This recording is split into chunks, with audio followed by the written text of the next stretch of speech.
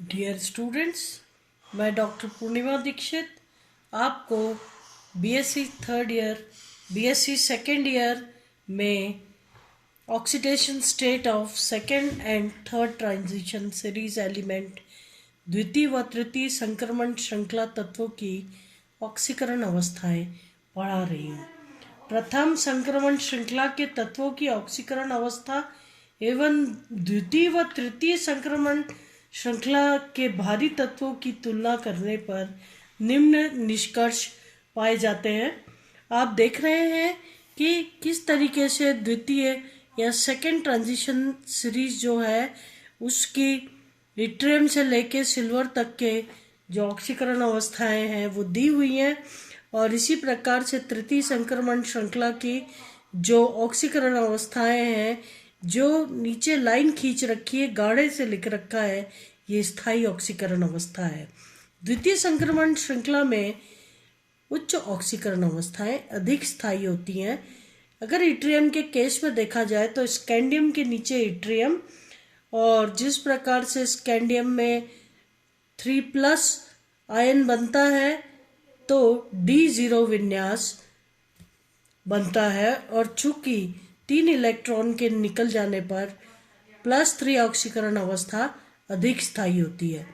Zirconium में +3 और +4 में +4 ऑक्सीकरण अवस्था में विन्यास D0 होता है और +4 ऑक्सीकरण अवस्था अधिक स्थायी होती है। यदि नियोबियम के केस में देखा जाए तो यहाँ पर +2, +3, +4 आदि ऑक्सीकरण अवस्थाओं में कुछ यौगिक ज्ञात हैं, परंतु +5 ऑक्सीकरण अवस्था जो है वो स्थायी ऑक्सीकरण अवस्था है। जबकि यदि आप देखें तो तृतीय संक्रमण श्रृंखला में या तृतीय संक्रमण श्रेणी में अधिक या उच्च ऑक्सीकरण अवस्थाएं अधिक स्थायी नहीं होती और वो निम्नतर ऑक्सीकरण अवस्थाओं में अपचयित हो जाती हैं। जबकि द्वितीय संक्रमण श्रृंखला में आप देखिए तो मोलिब्डेनम +6 अधिक स्थायी है। इसी प्रकार से टेक्नीशियम, इससे प्रथम संक्रमण श्रृंखला तत्व मैग्नीज में +7 ऑक्सीकरण अवस्था अस्थायी होती है, इसमें भी ये अस्थायी है, और +4 ऑक्सीकरण अवस्था में अपचयित हो जाती है। रुथेनियम के केस में देखा जाए तो +3 ऑक्सीकरण अवस्था अधिक स्थायी है, जबकि +2, +4, +5, +6 इत्यादि ऑक्सीकरण अवस्थाएं प्रदर्शित करता है। अगर रोडियम में देखें तो +2 और +3 में +3 ऑक्सीकरण अवस्था उच्चतर ऑक्सीकरण अवस्था है। जैसा कि आपने कोबाल्ट के केस में देखा था, +2 ऑक्सीकरण अवस्था और +3 दोनों ही स्थायी थी। यहाँ पर +2 ऑक्सीकरण अवस्था नहीं, +3 ऑक्सीकरण अवस्था अधिक स्थायी है। पैलेडियम निकल के नीचे आता है, और निकल में भी +2 और +4 ऑक्सीकरण अवस्थाएं ज़्यादा स्थायी है, जबकि पैलेडियम में +2 और +4 दोनों ही ऑक्सीकरण अवस्थाएं निकल की तरीके से स्थायी हैं। सिल्वर एक ऑक्सीकरण अवस्था +1 प्रदर्शित करता है।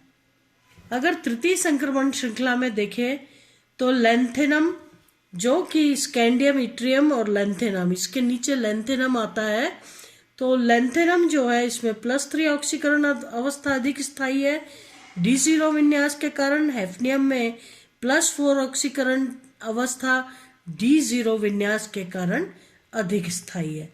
इसी प्रकार से नियोबियम के नीचे आने वाला टेंटेलम +5 ऑक्सीकरण स्थायी ऑक्सीकरण अवस्था प्रदर्शित करता है। जैसे जैसे वर्ग में हम नीचे चलते जाते हैं, ज़्यादा अधिक ऑक्सीकरण अवस्थाएं अधिक स्थायी होती है, जबकि प्रथम संक्रमण श्रेणी में देखा जाए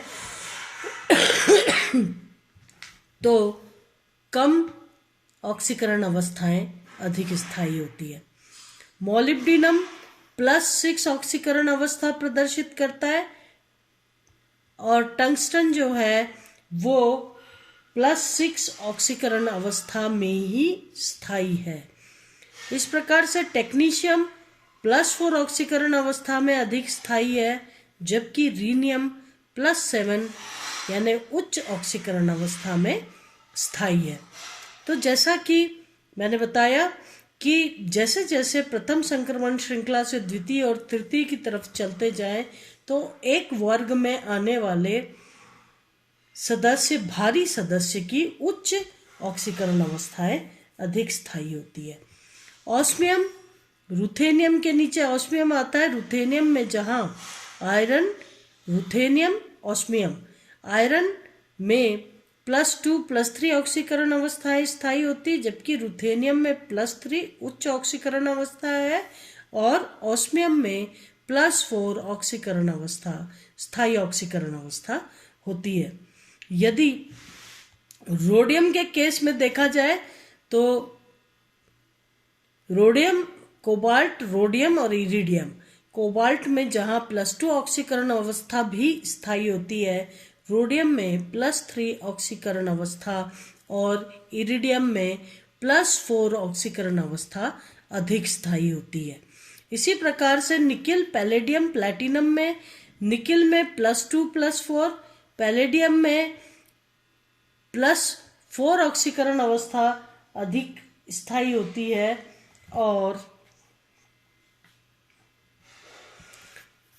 +2 ऑक्सीकरण अवस्था भी स्थायी होती है, जबकि प्लैटिनम में भी +2 और +4 ऑक्सीकरण अवस्थाएं स्थायी होती हैं।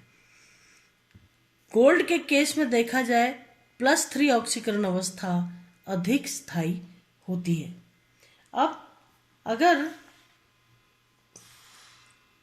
हम सेकेंड और थर्ड ट्रांजिशन सीरीज के तत्वों की तुलना करें तो निम्न निष्कर्ष पाए जाते हैं।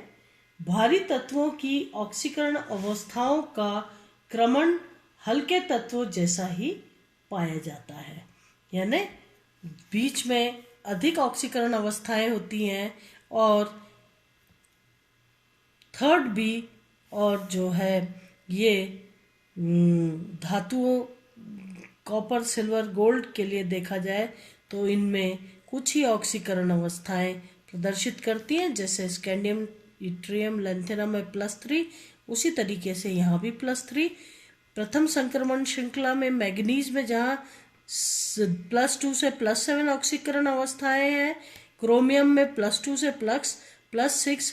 उसी प्रकार से अगर देखा जाए तो नीचे के तत्व भारी तत्वों में भी मोलिब्डिनम में +6 ऑक्सीकरण अवस्थाएं +2 से +6 ऑक्सीकरण अवस्था प्रदर्शित करता है। टेक्नीशियम में +4 से +7 और इसी प्रकार से टंगस्टन में +2 से +6 और रीनियम में +2 से +7 तक ऑक्सीकरण अवस्थाएं प्रदर्शित करते हैं, यानी बीच में कई प्रकार की ऑक्सीकरण अवस्थाएं, जबकि अगर शुरुआती तत्वों में और अंतिम तत्वों में देखा जाए तो 1 या 2 ऑक्सीकरण अवस्थाएं प्रदर्शित करते हैं। तो भारी तत्वों की ऑक्सीकरण अवस्थाओं का क्रमण हल्के तत्वों जैसा ही पाया जाता है। श्रृंखलाओं के प्रारंभिक एवं अंतिम तत्वों की कम ऑक्सीकरण अवस्थाएं ज्ञात है। प्रारंभिक और अंतिम की कम ऑक्सीकरण अवस्थाएं ज्ञात है, जैसे स्कैंडियम, इट्रियम, लैंथेनम की केवल +3 ऑक्सीकरण अवस्था तथा कॉपर, सिल्वर की केवल 2 ऑक्सीकरण अवस्थाएं ही ज्ञात है। कॉपर में +1 और +2, जबकि गोल्ड में +1 और +3 ऑक्सीकरण अवस्थाएं, सिल्वर केवल +1 ऑक्सीकरण अवस्था प्रदर्शित करता है। श्रृंखलाओं के मध्य के तत्वों की ऑक्सीकरण अवस्थाओं की संख्या कई होती है, काफ़ी सारी होती है, बहुत अधिक होती है, जो डी कक्षक में अयुग्मित इलेक्ट्रॉन की संख्या पर निर्भर करती है। 7th बी वर्ग 7th बी में अयुग्मित इलेक्ट्रॉन की संख्या पर निर्भर करती है। ये थर्ड ग्रुप हो गया, third B, fourth, fifth, six, seventh. आप देख रहे हैं मैग्नीज, टेक्नीशियम और रीनियम में कई ऑक्सीकरण अवस्थाएं दिखाई दे रही है, और इसके पश्चात ऑक्सीकरण अवस्थाएं, जो कि इलेक्ट्रॉन्स में पेयरिंग शुरू हो जाती है, इसलिए ऑक्सीकरण अवस्थाओं की भी संख्या कम हो जाती है। अगर समानताओं की बात करें तो ये बात होती है। अगर हम असमानता देखें तो दूसरी व तीसरी श्रृंखला के तत्वों में उच्च ऑक्सीकरण अवस्थाएं प्राप्त करने की प्रवृत्ति अधिक होती है। प्रथम श्रृंखला का सामान्य ऑक्सीकरण अवस्था +2 है, जबकि स्कैंडियम में +3 है D0 विन्यास के कारण। स्कैंडियम, इट्रियम और लैंथेनम तीनों में ही +3 स्थायी ऑक्सीकरण अवस्था है, जबकि भारी तत्वों के लिए यह अति सामान्य है। केवल पैलेडियम 2 तथा प्लैटिनम 2 ही स्थायी है। ये पैलेडियम 2 और प्लैटिनम 2 ही स्थायी है।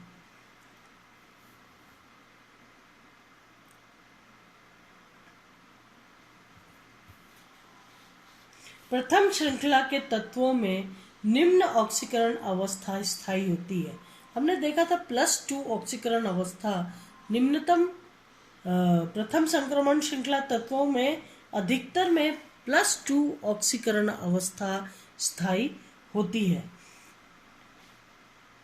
जिसका स्थायित्व वर्ग में नीचे आने पर घटता जाता है। अब यहाँ पर वर्ग में अगर नीचे आए तो +2 ऑक्सीकरण अवस्था का स्थायित्व कम होता जाता है।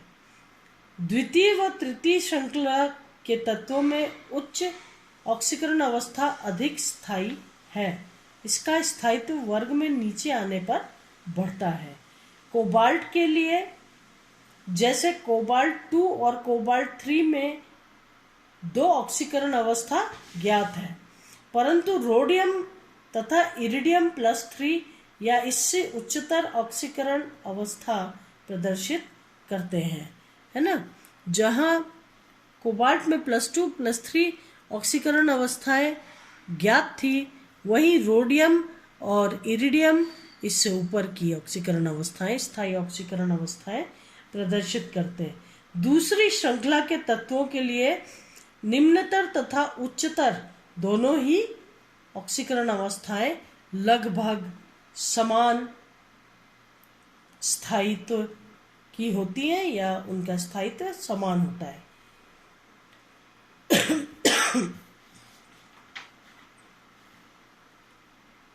इसी प्रकार क्रोमियम 3 स्थायी ऑक्सीकरण अवस्था है, जबकि मोलिब्डिनम व टंगस्टन, मोलिब्डिनम और टंगस्टन में +6 जो है वो स्थायी ऑक्सीकरण अवस्था है, और +3 अवस्था में ये एक अच्छे अपचायक हैं, यानी खुद +6 में ऑक्सीकृत हो जाते हैं। +6 जो है इनकी सामान्य ऑक्सीकरण अवस्था है। द्वितीय व तृतीय संक्रमण श्रृंखला के तत्व सरल आयन के स्थान पर उच्च ऑक्सीकरण अवस्था में अधिक स्थायी संयुक्त ऋणायन बनाते हैं, जैसे मोलिब्डेट, मोलिब्डिनम। अगर देखा जाए तो मोलिब्डेट आयन MO4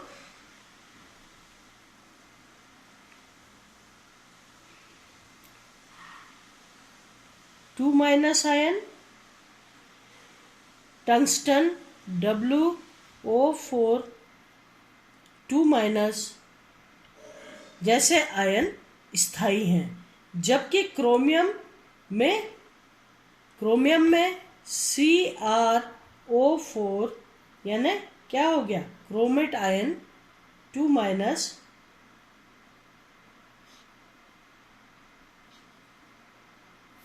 यहाँ पर मोलिब्डिनम, मोलिब्डेट आयन और टंगस्टेट आयन अधिक स्थायी हैं बजाय कि क्रोमेट आयन के, क्योंकि क्रोमियम किस ऑक्सीकरण अवस्था में है, यहाँ पर 4 ऑक्सीजन लगे हैं, और 2 माइनस लगा है, यानी +6 ऑक्सीकरण अवस्था में क्रोमियम जो है स्थायी नहीं है, जबकि इसके नीचे आने वाले मोलिब्डेट और टंगस्टेट आयन +6 ऑक्सीकरण अवस्था में स्थायी हैं। इसी प्रकार से परटैक्नेट आयन यानी TCO4 माइनस परटैक्नेट और पररीनेट ReO4 माइनस परटैक्नेट आयन और पररीनेट आयन स्थायी हैं, जबकि परमैग्नेट आयन आप पढ़ चुके हैं MnO4 माइनस जो है परमैग्नेट आयन ये +7 ऑक्सीकरण अवस्था में स्थायी नहीं है और +4 ऑक्सीकरण अवस्था में ये परिवर्तित हो जाते हैं, यानी अपचयित हो जाते हैं और सामने वाले को ऑक्सीकृत कर देते हैं। आज एक चीज और हम डिस्कस करेंगे। इन सब डिस्कशंस के बाद संक्रमण तत्वों की सर्वाधिक स्थायी ऑक्सीकरण अवस्थाओं के बारे में देखें तो प्रथम संक्रमण श्रृंखला में scandium +3, titanium +4, vanadium +4, chromium +3, manganese +2, iron +2+3, cobalt +3, nickel +2, copper +2 ऑक्सीकरण अवस्थाएं अधिक स्थायी हैं, यानी निम्नतर ऑक्सीकरण अवस्थाएं अधिक स्थायी है। जबकि द्वितीय श्रृंखला में देखा जाए तो यट्रियम +3, जर्कोनियम +4 D0 विन्यास के कारण, नियोबियम +5, मोलिब्डिनम +6, नियोबियम +5 अधिक स्थायी है, जबकि उसके ऊपर आने वाला तत्व वेनेडियम +4 अवस्था में अधिक स्थायी है। क्रोमियम जहां +3 ऑक्सीकरण अवस्था में स्थायी है, वहीं मोलिब्डिनम और टंगस्टन जो है वो +6 ऑक्सीकरण अवस्था में अधिक स्थायी यौगिक बनाते हैं। इसी प्रकार से अगर मैग्नीज ग्रुप को देखा जाए तो मैग्नीज जहां +2 ऑक्सीकरण अवस्था में अधिक स्थायी है, वहीं टेक्नीशियम +4 +7 ऑक्सीकरण अवस्था में अधिक स्थायी है, जबकि रीनियम +3 +4 और +7 ऑक्सीकरण अवस्थाएं प्रदर्शित करता है। आयरन के केस में देखा जाए तो आयरन +2 +3 स्थायी है, उसके नीचे आने वाला रूथेनियम +3 अधिक स्थायी है, जबकि ऑस्मियम +4 अधिक स्थायी है। अगर कोबाल्ट समूह में देखा जाए तो कोबाल्ट +3, रोडियम +3 और इरिडियम +3 और +4 ऑक्सीकरण अवस्था में अधिक स्थायी है। उच्च ऑक्सीकरण अवस्थाएं अधिक स्थायी होती हैं वर्ग में नीचे चलने पर। निकिल पैलेडियम प्लैटिनम में देखें, निकिल में +2 ऑक्सीकरण अवस्था, पैलेडियम में भी +2, प्लैटिनम में +2 और +4 ऑक्सीकरण अवस्था अधिक स्थायी होती है। कॉपर +2, सिल्वर +1 और गोल्ड +3 ऑक्सीकरण अधिक स्थायी ऑक्सीकरण अवस्थाएं प्रदर्शित करता है।